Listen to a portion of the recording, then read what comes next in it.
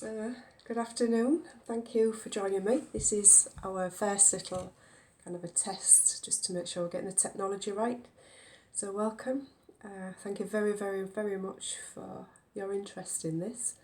And I'm really looking for feedback into ways of making things work a little bit more comfortably, easier for use. So there are apparently ways to make this live as well. So we're going to look into that, but this is just a little experiment just to make sure you can actually see, hear me.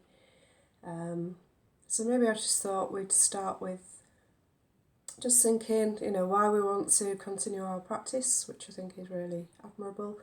And I feel like it's what we need as well at this time, just to escape that busyness of the news and the uncertainty around us. And I really feel personally that we're being faced with all of this because there is something to learn from it, and I feel that a lot of what we will be doing is coming together and becoming community again. In some of the emails, very supportive emails I've had off a few of you, you have mentioned about our yoga community, our Reiki community, our just sense of coming together and being there for one another.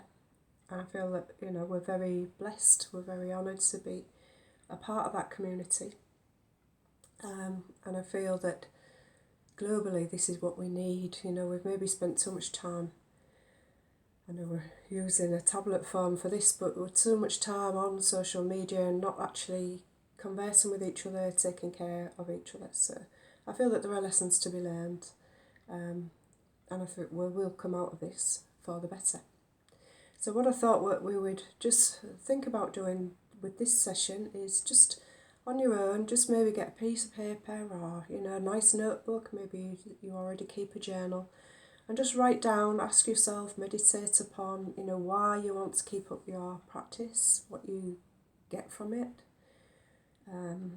why it's so important to you. And if anything comes up then that you think, actually, I'd like a little bit more of this in what we do, that's why I'm here. So, just email me back, let me know. So what I thought we'd start with then is just this attitude of gratitude, which sounds like a really, trendy way to talk, but just noticing what we have. So for instance, I'm here now, I've got a roof over my head, I've got, I've eaten today, I've got hot and cold running water, I've got so much to be grateful for. Even looking at this, I've found some information on how to do recordings. I've been reading through that.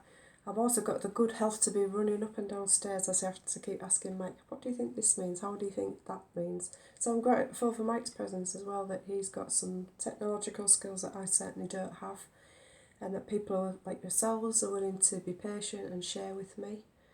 I know through reading some of your emails that I haven't had a chance to reply to, but I will, so thank you.